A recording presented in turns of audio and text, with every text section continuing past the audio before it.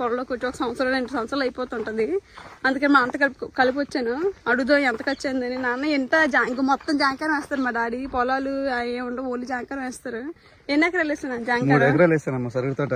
ఎంత ఖర్చు అంత? 3 ఎకరాలకు 1,50,000 అయింది. మొత్తం 4 సంవత్సరాలకి 4-5 1 ఇయర్ పెట్టుబడి ఉంటుంది. ఫస్ట్ ఇయర్ ఉంటుంది, తర్వాత పెట్టుబడి ఉండదు.